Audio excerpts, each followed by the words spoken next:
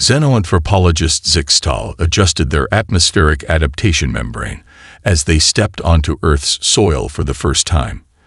The morning dew activated their sensory pores in an unexpectedly pleasant way, causing their crystalline observation arrays to shimmer with anticipation. After 300 cycles of studying primitive species, they had never encountered one quite like humans. The preliminary reports had been fascinating enough.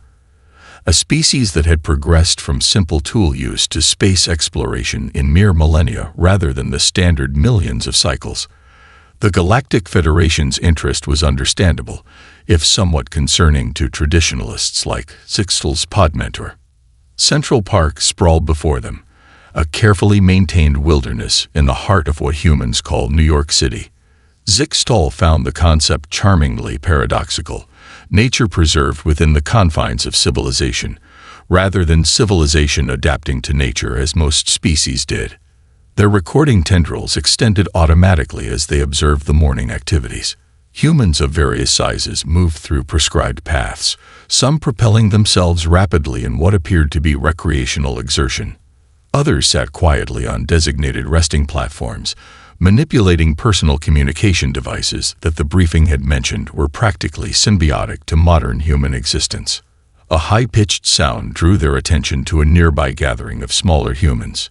Their behavior patterns were notably different, more erratic, more energetic, more interesting. Zixtal's secondary data processor began cataloging the distinctions automatically.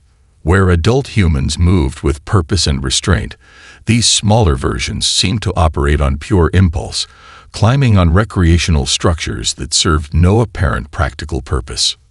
Madison, we're going to be late. The sharp vocal projection came from a larger human, clearly directing communication toward one of the smaller ones. The small human, Madison, showed no sign of compliance, continuing to suspend herself upside down from a horizontal bar. Zixtal's primary heart accelerated its rhythm as they observed what happened next. The larger human approached with rapid locomotion, seized the smaller human around its midsection, and forcibly removed it from the recreational structure. The small human emitted a series of high-frequency distress calls that made Zixtal's sensory membranes vibrate uncomfortably. "No, I don't want to go. 5 more minutes." The larger human showed no response to these obvious signs of distress, maintaining its grip as it moved toward the park's exit. Zixtal's recording tendrils trembled as they captured every detail. This was far outside standard caregiving protocols, as observed in any other sentient species. More concerning still was the reaction, or rather, lack of reaction, from other humans in the vicinity. None moved to intervene. Some even displayed their teeth in what the briefing had identified as a smile, though Zixtal had been assured this was not typically an aggressive gesture among humans. Their third heart began beating in sync with the others, a clear sign of distress among their species. The research protocols were explicit. Observe and document. Do not interfere with local customs unless witnessing clear signs of Level 1 rights violations. But was this not such a violation? The forcible restraint of a sentient being, regardless of size, typically qualified. As they wrestled with this ethical dilemma, Zixtal noticed something else. Throughout the park, similar scenes were playing out. Smaller humans being led, sometimes forcibly, away from recreational activities by larger ones, all heading in similar directions, all during this same time period. This was not an isolated incident. This was systematic. Her primary data processor pinged an alarm as it processed this revelation. What had seemed like a routine first contact observation had just become something far more serious. Zixtal activated their emergency recording protocols, all 3 hearts now beating in perfect synchronization as they began documenting what appeared to be a coordinated operation to remove small humans from public spaces. The morning sun continued to rise over Central Park, its warm rays refracting through Zixtal's crystalline observation arrays. They had arrived on Earth expecting to evaluate humanity's readiness for galactic citizenship. Instead, they might have stumbled upon something far darker. something that would require the immediate attention of the Galactic Cultural Preservation Council. If only they knew how much stranger things would become. Zixtal crouched behind a carefully selected observation point, what humans designated as a bus stop shelter, their adaptive camouflage membrane rippling to match the transparent material surrounding them. Dawn was approaching, and after yesterday's disturbing observations, they had positioned themselves to document what appeared to be a daily ritual. The first signs began precisely as their instruments predicted.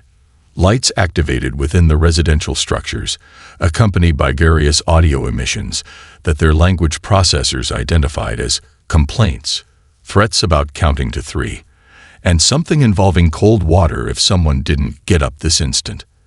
Their recording tendrils extended to maximum sensitivity as the first large yellow vessel appeared at the end of the street. Its distinctive shape matched the ones they'd followed yesterday, but now they were prepared to document the entire collection process. The vessel's warning lights pulsed in an ominous amber pattern. A small human emerged from the nearest dwelling, its posture suggesting minimal muscle control and consciousness. A larger human followed, carrying what appeared to be a sustenance container labeled lunch. Zixtal's primary heart clenched as they observed the older human attach the portable nutrient pack to the smaller one's carrying device. Clearly a method of control through regulated food distribution. The yellow vessel's mechanical doors folded open with a hydraulic hiss. Zixtal expected resistance, perhaps an attempt at escape, but the small human merely shuffled forward in what appeared to be a state of resigned compliance. Their behavioral analysis subroutines suggested this indicated long-term conditioning. More concerning was what happened 3 dwellings down. A small human burst from its containment structure, leaking visual lubricant from its optical organs, crying, the humans called it. "I don't feel good," it projected at high volume. "My stomach hurts." The larger human seemed immune to this obvious display of physical distress. "You said that last week, Trevor. The test is today, and you're going to take it." Test. Zixtal's secondary processor flagged the word for further analysis. They had encountered it frequently in their observations, always accompanied by signs of distress from the smaller humans. The yellow vessel continued its route, gathering more young humans. Some showed signs of recent unconsciousness, others displayed varying degrees of distress, and a few exhibited what Zixtal's cultural database identified as excitement, though this was clearly a trauma response. Their observations were interrupted by approaching footsteps. Another small human, this one moving with unusual speed, passed their hiding place. Behind it, a larger human called out, "You forgot your science project." Science. Projects. Tests. These terms appeared with disturbing frequency in their collected data. Were these perhaps euphemisms for something more sinister? As the final small humans were loaded into the vessel, Zixtal activated their pursuit protocols. Their membrane shifted to mirror the surrounding urban environment as they followed the vehicle at a safe distance. Their suspicions from yesterday were confirmed. This wasn't an isolated incident, but rather a coordinated operation. Similar yellow vessels converged from different neighborhoods, all heading toward the same destination. The facility loomed ahead, surrounded by barriers that seemed designed less to keep intruders out than to keep occupants in. Young humans filed from the vessels in orderly lines, shepherded by adults wearing identification badges. Some carried mysterious containers labeled Science Fair or Book Report, perhaps required tribute for their captors. A piercing sound sliced through the morning air, causing Zixtal's sensory membranes to recoil. The young humans immediately altered their behavior, moving with increased urgency toward the facility's numerous entrances. Those who moved too slowly were noted by the badge-wearing adults. "That's a tardy slit, Jason," one called out, marking something on a data tablet. Zixtal's 3 hearts beat in distressed synchronization. They had witnessed many species' methods of maintaining social order, but this level of systematic control over the young was unprecedented. The Galactic Cultural Preservation Council needed to know about this immediately. But first, they needed more evidence. Their infiltration protocols were already activating, adapting their outer membrane to match the appearance of what humans called a substitute teacher. Tomorrow, they would see exactly what happened inside these facilities. They didn't yet realize that what they'd discover would challenge everything they thought they knew about human civilization. Zixtal's camouflage membrane vibrated with nervous energy as they signed in at what the humans called the front office, their hastily constructed identity. Dr. Zix Smith, substitute teacher, had passed initial scrutiny, aided by what appeared to be typical human administrative chaos. "You're subbing for Mrs. Henderson's biology class," the receptionist said, barely glancing up from her terminal. "Room 237. Here's your emergency procedures packet and bathroom pass authorization." She pushed several documents across the counter, already turning her attention to a small human clutching what appeared to be a tardiness citation. The corridors were eerily silent now, a stark contrast to the cacophony of the morning collection. Zixtal's 3 hearts beat arrhythmically as they passed room after room of immobilized young humans, all facing forward in rigid geometric patterns. Their recording tendrils quivered beneath their projected human exterior. Room 237 loomed ahead. The document indicated they were to supervise something called advanced placement biology. Zixtal's secondary processor was still analyzing the term advanced placement, perhaps indicating these subjects had progressed further in their conditioning. The door's small window revealed approximately 24 young humans arranged in a grid formation. As Zixtal entered, 32 eyes swiveled to track their movement. The attention made their camouflage membrane ripple uncomfortably. "Good morning, class," they managed, mimicking the standard greeting protocol they'd observed. "I am Dr. Smith. Today we will discuss." They glanced at the lesson plans, cellular respiration, and the Krebs cycle. A forest of appendages suddenly shot into the air. Zixtal's primary heart nearly seized. Was this some kind of coordinated attack? Yes, they pointed to one of the raised appendages, ready to activate their defensive protocols. "Are we still having the test on Friday?" "Tests again." Zixtal's data collectors whirred silently, recording every detail. "The schedule remains unchanged," they responded, noting how this answer caused several subjects to display signs of acute distress. What followed was even more disturbing. For 73 minutes, Zixtal observed as these young humans frantically recorded information about molecular processes, occasionally interrupting with questions that suggested they would be required to reproduce this knowledge with perfect accuracy. One subject, designated as Katie by the seating chart, appeared particularly affected. Her optical organs leaked fluid as she struggled to balance chemical equations, yet none of her peers moved to comfort her. They remained focused on their own tasks, perhaps fearing similar consequences for failure. The horror peaked when Zixtal discovered what was called a pop quiz in Mrs. Henderson's lesson plans. The word pop suggested sudden, unexpected action.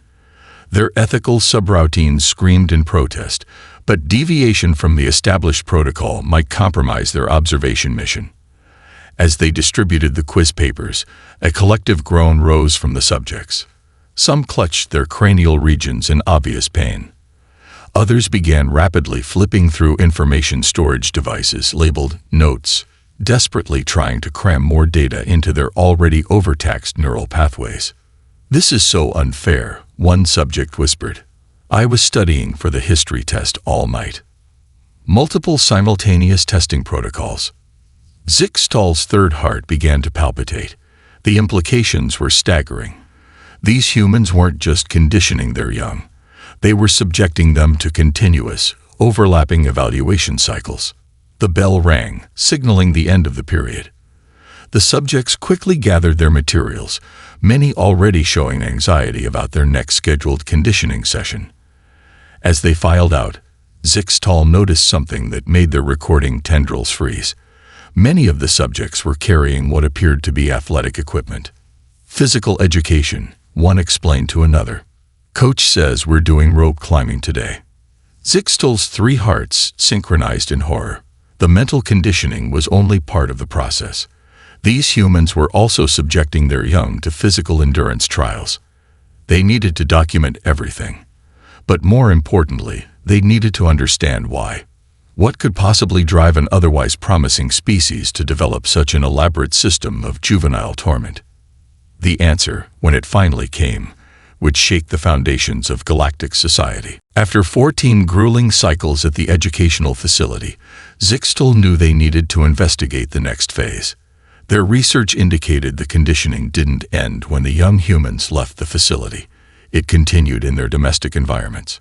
Selecting a subject for detailed observation had been simple. Katie, the one who had shown particular distress during the cellular respiration protocols. Their adaptive camouflage shifted to match the suburban foliage as they followed Katie's transit from the yellow vessel to her dwelling. The subject's posture suggested extreme neural fatigue, her locomotion barely sufficient to maintain forward momentum. How was school? The parental unit called out as Katie entered the dwelling. Zixtal's audio enhancement tendrils extended automatically, pressing against the exterior wall. "I have so much homework," Katie responded, her vocal patterns indicating despair. "And Jason's mom is letting him go to the movies tonight, but you're making me study for the biology test. Because Jason's getting C's, and you're on track for valedictorian. Now, no foam until your homework's done." Zixtal's primary processor nearly overloaded. They were witnessing the confiscation of a communication device as a motivational technique. Their third heart began beating erratically as they documented this new form of cognitive coercion. Through the dwelling's transparent barriers, they observed as Katie established what could only be described as a personal research station. Multiple information devices activated simultaneously. A data tablet displaying mathematical equations, a larger screen showing historical documentaries, and various paper-based information storage units. The parental unit appeared periodically, examining Katie's progress with suspicious scrutiny. "Have you started your college applications yet?" they inquired during one such inspection. College. Zixtal's secondary processor flagged the term. Their research indicated this represented an even more advanced form of conditioning, one that required young humans to compete for access. The implications were staggering. A younger sibling unit entered the study space, clutching some form of recreational device. The parental unit's response was immediate and severe. "Tommy, your sister's studying. Go play in the basement." Isolation of subjects to prevent interference with the conditioning process. Zixtal's recording tendrils trembled as they documented this new protocol. The evening's observations became increasingly disturbing. Katie's nutrient consumption was rushed, minimized to allow maximum time for information processing. When her optical organs began showing signs of fatigue, the parental unit administered a stimulant beverage identified as coffee, clearly designed to prolong the conditioning session beyond normal biological limits. At one point, Katie attempted resistance. "Can't I just finish this tomorrow? Sarah's having a movie night and..." "You know the rules. No social activities until your grades are secure. Junior year is crucial for college applications." Zixtal had to suppress a gasp that would have compromised their camouflage. They were witnessing the systematic suppression of normal social development in favor of academic achievement. Their ethical subroutines were approaching critical failure. The final horror came near the end of the observation period. Katie, clearly operating at the limits of human consciousness, finally completed her assigned tasks. But instead of entering the normal rest cycle, she activated a small illumination device and retrieved additional study materials from beneath her sleep platform. Secret, self-imposed conditioning sessions. The programming was so complete that the subjects continued it even without direct supervision. Zixtal's three hearts beat in perfect, horrified synchronization. Their initial assessment had been wrong. This wasn't just an institutional system of juvenile control. It extended into every aspect of these young humans' existence. The educational facilities, the domestic reinforcement, the social isolation, all parts of an elaborate matrix designed to what? That was the question that made their primary processor stutter. What could possibly justify such a comprehensive system of juvenile cognitive manipulation? What was the end goal of this extraordinary investment in young human development? The answer would come soon enough. But first, Zixtal had a report to file, one that would send shockwaves through the Galactic Cultural Preservation Council. The diplomatic dinner was meant to be routine, a formal gathering at the human ambassador's residence to discuss potential Federation membership. Zixtal had attended countless such functions across the galaxy, but after 3 weeks of investigating humanity's educational practices, their emotional control was wearing dangerously thin. The ambassador's dwelling was immaculate, decorated with what humans called modern art, another concept that made Zixtal's secondary processor glitch. At least the atmospheric calibration was comfortable, allowing them to retract their adaptation membrane slightly. "And this is my daughter, Emma," the ambassador said, presenting a small human approximately 12 Earth years in age. "She's in middle school now." Zixtal's 3 hearts immediately synchronized. A test subject here. Their recording tendrils instinctively activated beneath their diplomatic robes. "How are your studies progressing?" they asked, trying to maintain professional detachment while gathering data. "Oh, pretty good," Emma responded, manipulating some kind of electronic entertainment device beneath the table. "Except for math. Pre-algebra is kind of tough." The ambassador's expression shifted. "Speaking of which, didn't you have homework due tomorrow?" "Dad, it's fine. I'll do it later." "No, you'll do it now. Go upstairs and finish it before dinner." Something in Zixtal snapped. Perhaps it was the casual way the ambassador announced his daughter's isolation. Perhaps it was the weeks of documented suffering they'd observed. Or perhaps it was the way Emma's shoulders slumped in such familiar defeat. "This ends now." Zixtal's adaptation membrane rippled with emotion as they surged to their feet, knocking over a glass of wine. "I can no longer maintain scientific objectivity in the face of such barbarity." The dining room fell silent. The other diplomatic representatives, 3 Centaurians, a Rigelian trade minister, and several human officials, stared in shock. "I have documented everything," Zixtal continued, their recording tendrils extending fully in agitation. "The daily collections by yellow transport vessels, the forced marches to gym class, the endless tests and assignments, the social isolation, the sleep deprivation, the algebraic torture. I'm sorry." The ambassador looked genuinely confused. "Are you talking about school?" "Do not attempt to minimize this with euphemisms. Your species has developed the most comprehensive system of juvenile cognitive manipulation ever documented. You suppress natural development patterns, enforce rigid behavioral controls, and subject your young to constant evaluation cycles." Emma, who hadn't yet left for her imposed isolation, actually giggled. This only inflamed Zixtal further. "You find this amusing. I watched Katie yesterday struggle through 4 hours of advanced cellular biology because she fears being denied access to higher education.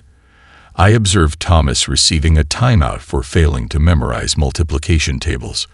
Your species is systematically traumatizing an entire generation. And for what?" The Rigelian trade minister's facial tentacles had gone pale. One of the Centaurians was slowly backing away from the table, but the ambassador's face showed something unexpected. Not guilt, not defensive anger, but dawning comprehension. "Xenoanthropologist Zixtal," he said carefully, "I believe there's been a significant cultural misunderstanding. Perhaps we should discuss how different species approach the transmission of knowledge to their young." Knowledge transmission. Zixtal's primary heart skipped a beat. "Are you suggesting this systematic conditioning serves an educational purpose?" "Of course.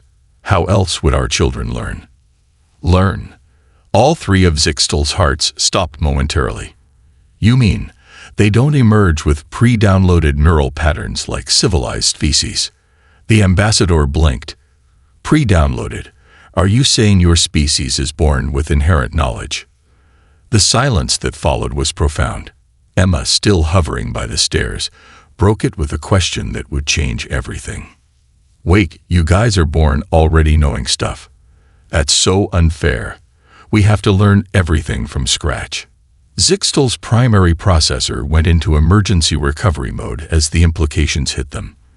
They had completely misunderstood, but that would mean the truth, when it finally assembled itself in their consciousness, would revolutionize their understanding of human potential. The human education facility looked different to Zixtal now as they followed Dr. Sarah Chen, the district's head of curriculum development. After the diplomatic dinner incident, the Galactic Cultural Preservation Council had arranged this comprehensive tour to prevent any further misunderstandings. "Let's start with kindergarten," Dr. Chen suggested, leading them to a classroom decorated with colorful symbols and numbers. Zixtal's adaptation membrane rippled with lingering anxiety as they watched small humans manipulating objects called blocks. "They're learning basic mathematics through play," Dr. Chen explained. "At this age, concrete objects help them understand abstract concepts. Through play."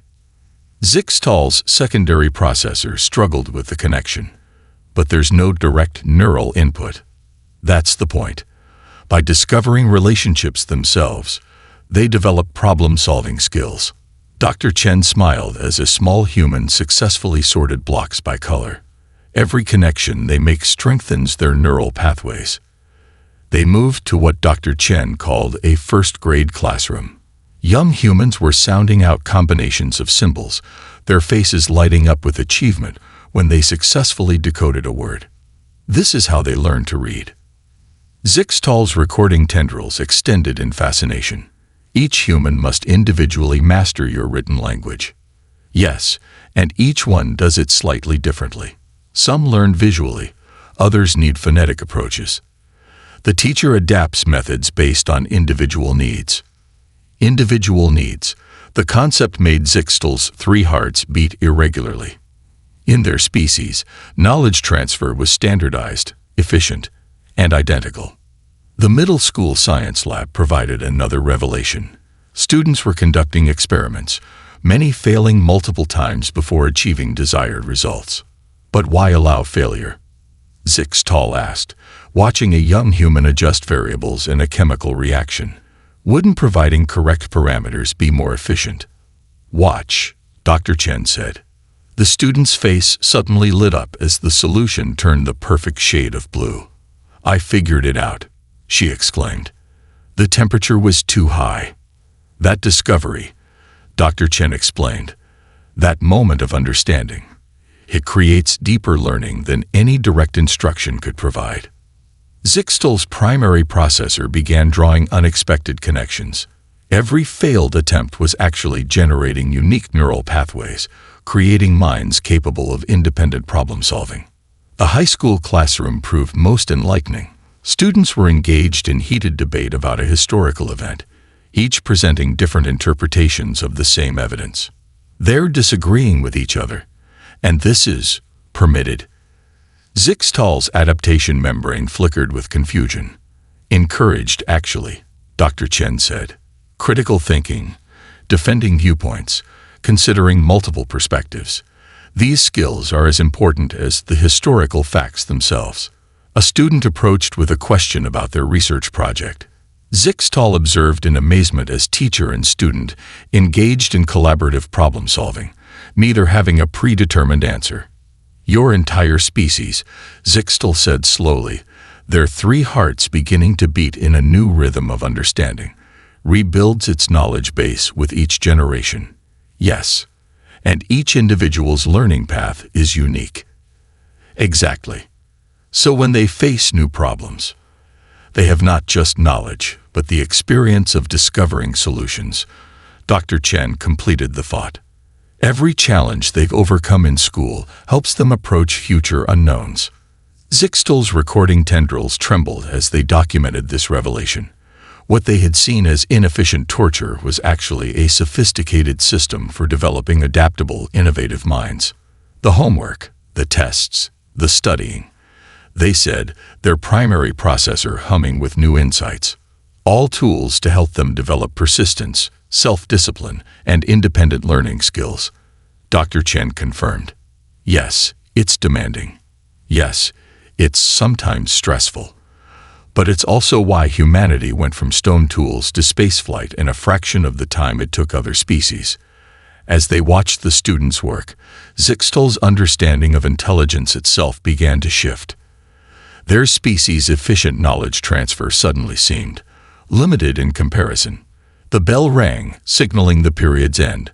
But for Zixtal, it signaled something far more significant, the beginning of a fundamental reassessment of what it meant to learn, to grow, to become. Back in their temporary research pod, Zixtal faced a blank report screen, their recording tendrils twitching with nervous energy.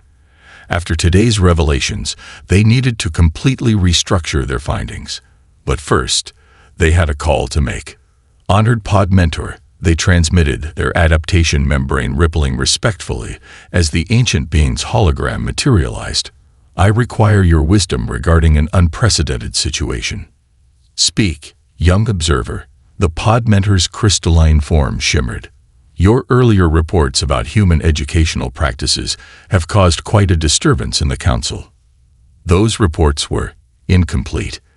Zixtal's 3 hearts beat in shame sequence. I failed to understand what I was observing. The humans aren't torturing their young. They're doing something far more remarkable. They transmitted their day's observations, including the kindergarten block sorting, the failed experiments, and the historical debate. The pod mentor's crystalline structure darkened with concern. This seems desperately inefficient, the elder being noted. Their young require years to accumulate knowledge we transfer in moments. Yes, but Zixtal activated a holographic recording of the young human discovering the correct chemical temperature. Watch her neural patterns in this moment of discovery. The pod mentor's structure shifted to a deeper blue, their species' expression of surprise. The human's brain was lighting up in patterns their scientists had never observed in their own species. Each failure, each struggle, each moment of confusion creates new neural pathways, Zixtal continued. They're not just accumulating information, they're developing unique methods of processing it. Fascinating. The pod mentor hummed. But surely this creates dangerous variations in their knowledge base. That's just it. Zixtal's adaptation membrane rippled with excitement. Those variations are their strength. Today I watched humans the same age approach the same problem in completely different ways. Some used logic, others intuition, others creative leaps I still can't follow. They transmitted another recording, the high school debate. The pod mentor's crystalline form vibrated with shock at the spectacle of young humans openly challenging each other's interpretations. This is permitted, encouraged. They call it critical thinking. Instead of accepting downloaded knowledge as absolute, they question, analyze, and reconstruct understanding for themselves. The pod mentor was silent for several moments, processing. This explains much about their species' rapid advancement. They finally transmitted.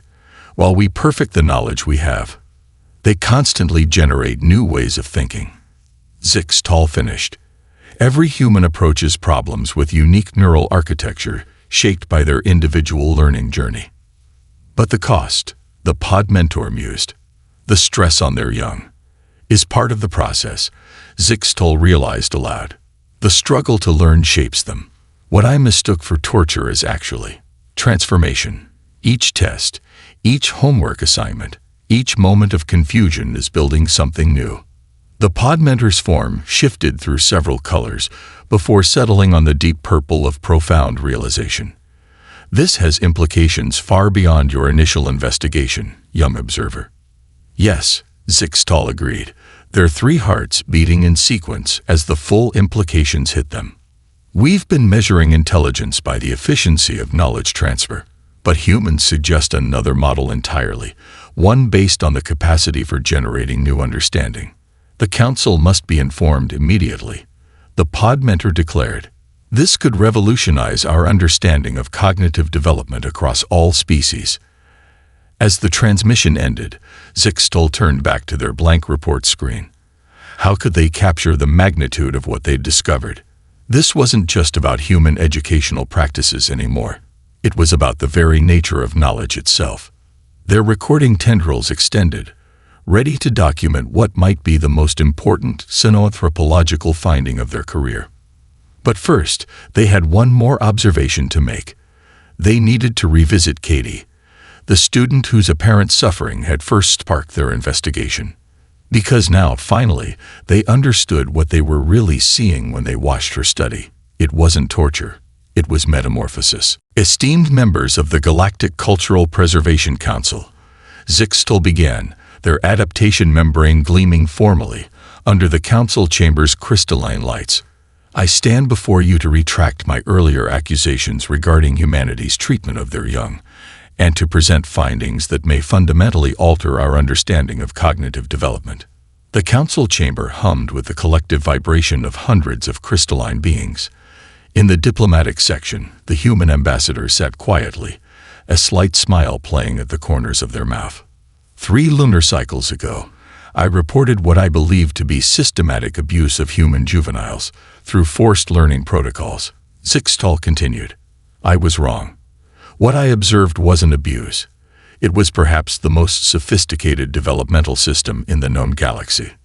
Their recording tendrils extended, projecting a series of neural scan comparisons. On the left, a standard knowledge transfer in our species. Clean, efficient, uniform. On the right, a human teenager struggling with an advanced mathematics problem. The council chamber erupted in concerned harmonics as they observed the chaotic neural patterns in the human scan. Yes, it appears messy, inefficient, even painful, Zixtal acknowledged. But watch what happens at the moment of understanding. The projection showed the human's neural pathways suddenly lighting up in complex, unprecedented patterns. Several council members' crystalline forms shifted to deep blue in surprise. Each human builds their own unique neural architecture through the process of learning, Zixtal explained. What we perceived as primitive and cruel is actually an incredible evolutionary advantage. While we perfect the transmission of existing knowledge, they forge new pathways of understanding with every generation. They projected another comparison. The technological advancement timelines of various species. The human line shot upward at an angle that seemed to defy possibility. This is why they progress so rapidly, Zixtal continued. Their young don't just receive knowledge. They rebuild it, question it, and expand upon it. Every human approaches problems with neural pathways shaped by their individual struggle to understand. When faced with new challenges, they don't just access downloaded solutions. They create new ones. The council chamber resonated with thoughtful harmonics. Zixtal's 3 hearts beat steadily as they delivered their final analysis. I recommend not only immediate admission of humanity to the Federation, but the establishment of a comprehensive study program. Their educational methods, while appearing chaotic, produce something we've never achieved. A species of natural innovators, each member capable of unique cognitive approaches. They projected one final image, Katie, the student whose studying had first sparked their investigation, receiving her test results. What looks like suffering to us is actually transformation. Each human exists in a constant state of potential metamorphosis, capable of rebuilding their understanding of the universe at any moment. They don't just learn, they learn how to learn. The council chamber fell silent. Finally, the Grand Arbiter's crystalline form shifted to the green of formal inquiry. And what of the stress on their young? The inefficiency? The years of struggle? With respect, Grand Arbiter, Zixtal replied, their adaptation membrane rippling with newfound conviction. Perhaps we have been too focused on efficiency. In our drive to perfect knowledge transmission, we may have sacrificed something vital, the capacity for entirely new forms of understanding. The human ambassadors stood, addressing the council for the first time. We have a saying on Earth. The struggle itself toward the heights is enough to fill one's heart. Yes, our method of learning is difficult. Yes, it requires great effort from our young. but it also fills them with possibility. The possibility that they might see something no one has ever seen before, understand something no one has ever understood before. Zixtal's recording tendrils trembled as they delivered their final recommendation. The question before us isn't whether humanity is ready for Federation membership. The question is whether we are ready for what humanity might teach us about the true nature of knowledge itself. As the council chamber erupted in discussion, Zixtal's 3 hearts beat in perfect synchronization. They had come to Earth expecting to judge humanity's worthiness for galactic citizenship. Instead, they had discovered something far more precious, a whole new way of thinking about thinking itself.